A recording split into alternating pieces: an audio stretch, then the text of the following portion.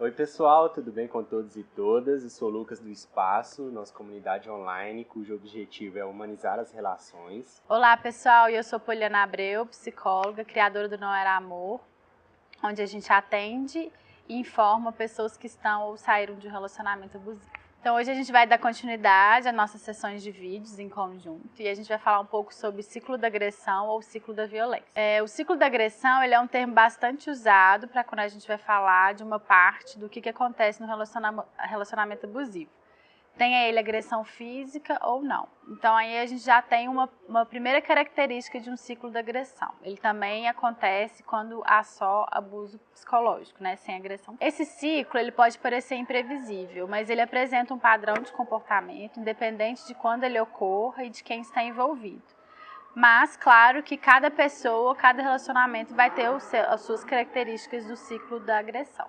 Então você está falando que ele pode parecer imprevisível, mas ele segue um padrão. O que isso quer dizer exatamente?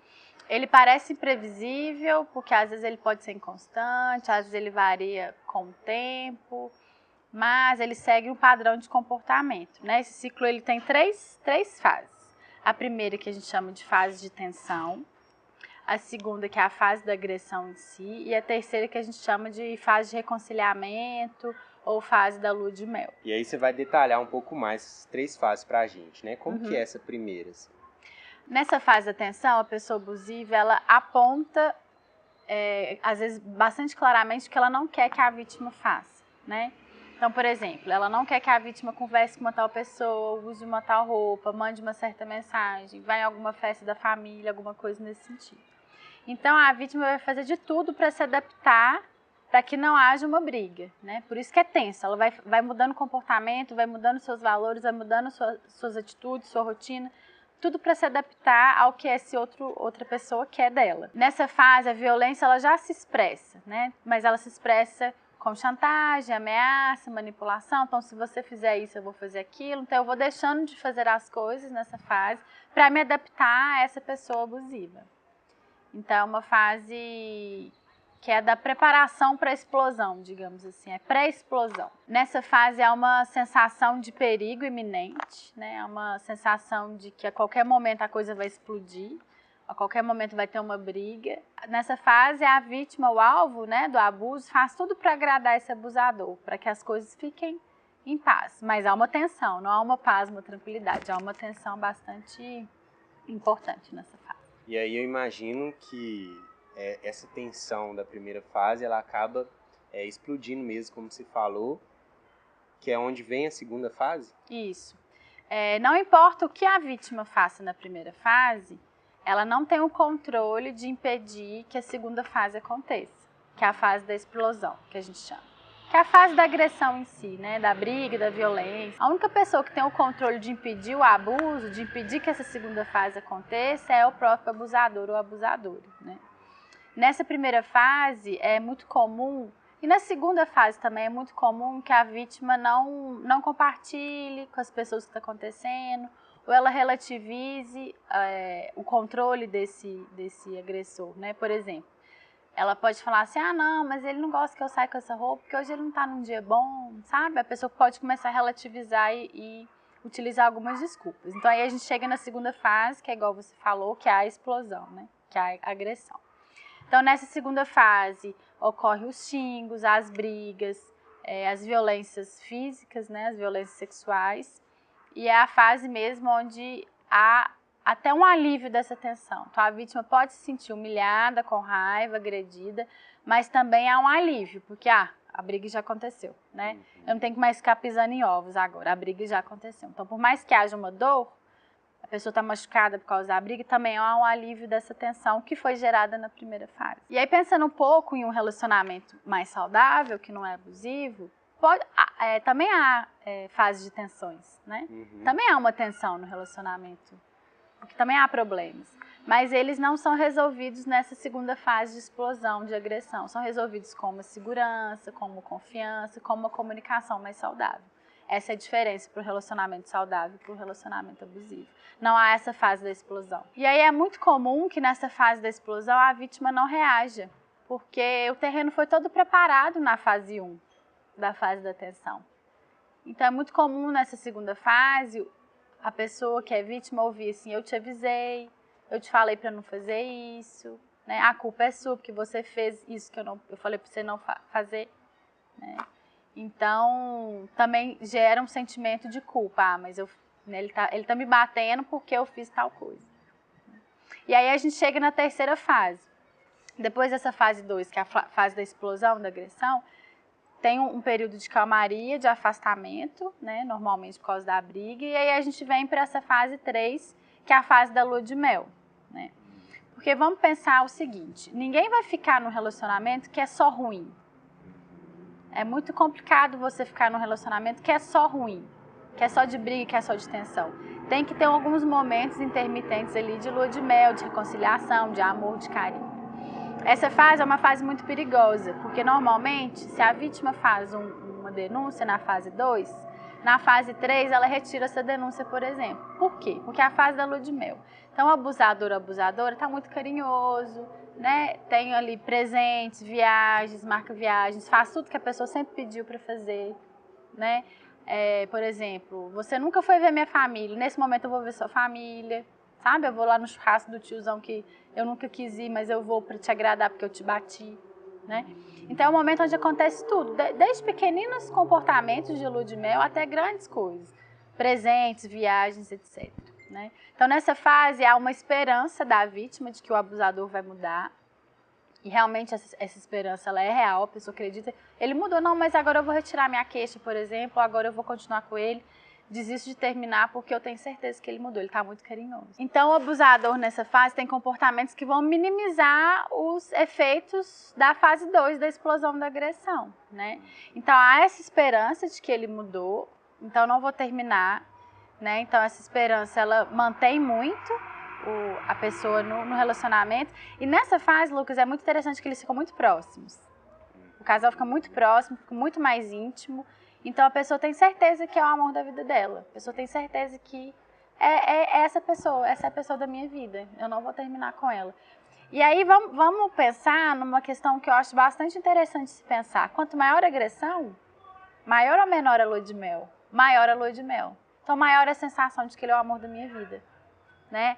Até começar tudo de novo. Nessa fase é normal que a vítima tire o BO, tire a medida protetiva, desista da Maria da Penha, desista da denúncia, desista de sair de casa, desista de separar, né? Então é uma fase que principalmente as mulheres pensam assim, ah não, mas ele levou um susto. Ele levou um susto com essa denúncia, agora ele vai mudar, eu tô sentindo que ele mudou. E ele realmente mudou, mas o que mudou foi o comportamento da fase, foi o comportamento do ciclo, não há uma mudança, no sentido de uma reforma íntima e uma mudança de comportamento, de postura, de visão de um relacionamento. E aí, então, a gente pode pensar que agora o ciclo da agressão pode ser reiniciado a qualquer momento. A qualquer momento a gente volta para a fase da tensão, de você não pode fazer isso, se você fizer isso, né? Vem as ameaças, as manipulações, as chantagens, e aí a vítima volta a ficar ansiosa, com uma tensão, pisando em ovos, até explodir a agressão, vir a lua de mel e assim em diante. Quais são algumas características desse ciclo? O escalonamento da violência, né? Que pode ser a violência pode aumentar de tamanho, então pode passar de um xingo para um tapa, para um espancamento, em questões de dias, semanas, meses e anos. A gente não sabe quando vai acontecer, né? Mas há o escalonamento da violência. Nenhum relacionamento começa com um tapa, com um murro, né? Na primeira semana que você está de namoro, vai começar com um murro. Isso vai ser escalonado. Começa com um controle, uma manipulação, uma chantagem, uma ameaça, até virem coisas mais graves. E não começa... Relacionamento, ele não começa ruim, né? Você conheceu o cara lá no Tinder, ele não vai te chamar de puta na primeira semana, né? Ele vai... A coisa vai sendo preparada, né? De forma consciente ou não. Que são aquelas fases que a gente falou no outro vídeo, né? Isso, que são os estágios, os 4 estágios. Perfeito, isso mesmo. Eu fiquei pensando neles, esse primeiro estágio, ele é muito importante para ficar uma referência para a pessoa, né? Do relacionamento ideal. Então, ela tem alguma coisa para sonhar ali durante aquela violência. Isso, perfeito. A esperança de voltar como era no começo. E às vezes a lua de mel, ela dá uma pontinha dessa esperança, né? Ela vê um pedacinho, um recortezinho daquele cara que ela começou a namorar lá no estágio 1, que é o estágio do encantamento, que a pessoa tá inebriada, tá louca de amor, louca de paixão. Então veja como é um ciclo bastante complicado de sair, bastante complexo, né? E uma das características, além do escalonamento que eu estou falando, né, que vai aumentando, a violência ela vai gradualmente aumentando, é que o ciclo vai se repetir com o tempo. A gente só não sabe prever em quanto tempo, né? Outra característica é que esse tempo pode ir diminuindo. E as agressões podem começar a acontecer sem obedecer necessariamente às ordens das fases. Pode não ter mais lua de mel, enfim. E as fases podem ficar mais curtas entre si. Isso é uma característica também que acontece ao longo do tempo. Então, uma outra coisa que é muito comum que a pessoa sinta quando ela está no relacionamento abusivo é essa confusão, né? Como que pode uma pessoa tão amorosa, na fase 3 da lua de mel, fazer coisas tão absurdas e ser tão agressiva, tão egoísta, tão maldosa, tão fria, tão calculista? Dá uma confusão para a pessoa. Como que pode essa pessoa que me ama tanto, que cuida tanto de mim, que me dá tanto presente, que me ajuda aqui no meu trabalho, que me ajuda aqui no meu mestrado, né? Que me leva de carro, que me busca, que me banca. Como que pode uma pessoa tão cuidadosa e protetora ser tão violenta comigo? Nesse momento, eu fico pensando assim, na importância do trabalho que você faz mesmo. Assim, acho que deve ser muito difícil para a pessoa se identificar dentro de um ciclo desse, né? Assim, e depois que ela identifica, conseguir sair, realmente é fundamental, né? Assim, o que o Não Era Amor propõe. Lucas, eu agradeço, obrigada. O Não Era Amor, ele tem como um dos seus propósitos informar, né? A gente acredita que informação é liberdade. Informação não é tudo, não basta só saber que você está num relacionamento abusivo, que você está dentro de um ciclo de agressão, de violência, para você conseguir sair. Mas é um grande passo, é uma grande conquista quando você percebe o que está acontecendo, quando você percebe os estágios do ciclo da violência, o que acontece, qual que é a periodicidade do seu ciclo de violência, né? Quais são as características, quando você entende que a pessoa não mudou, quando você entende que ela não vai mudar, quando você entende que a única pessoa que tem a capacidade de parar o abuso é o próprio abusador ou abusadora, né? Quando essa esperança vai diminuindo e quando você deixa de ter medo, né? Quando você tem um apoio da sociedade, uma rede de apoio, um amparo social para você não morrer, porque lembra que o último estágio pode ser calúnia, morte, né? Uma violência maior. Então, quando tem todo esse amparo, a gente acredita que é possível, né? O Não Era Amor acredita em algumas possibilidades de saída desse tipo de relacionamento. Uma coisa que está passando muito pela minha cabeça agora com a sua explicação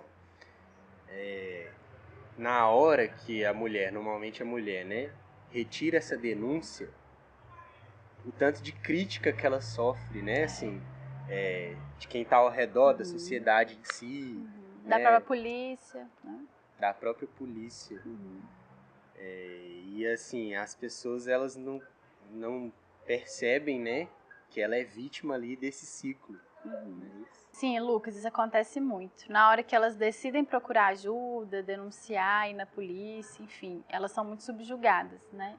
E é muito comum que as pessoas não façam nada porque ela vai voltar, né? E aí ela volta pro relacionamento com mais vergonha ainda, mais humilhada, né? Sem saber aonde ela pode buscar ajuda. Então a gente acredita que a gente precisa cada vez mais formar profissionais que estejam habilitados para lidar com essa temática e compartilhar cada vez mais informação. Gente, então é isso o vídeo de hoje, né? Eu tenho aprendido muito com a Poli, gravando esses vídeos. Se você não viu os outros, você pode ir no meu canal ou no dela, que estão lá. Compartilhem. Você pode salvar uma vida. E eu tô pensando aqui o tempo todo no trabalho que a gente faz no espaço, sabe? Fico pensando como a comunicação não violenta poderia ajudar nesses casos. Quais são os seus limites? É muito importante para mim a gente pensar isso. E nós vamos gravar conversando um pouquinho disso, né? Assim, até onde a gente pode, de que maneira o nosso trabalho pode se encontrar de alguma forma para produzir algum processo legal. Aguarde o nosso próximo vídeo, que vai ser sobre comunicação não violenta e relacionamentos abusivos, pensando possibilidades e alguns limites. Obrigada, compartilhem o vídeo. E é isso. Grande abraço. Tchau, tchau. Tchau, até a próxima.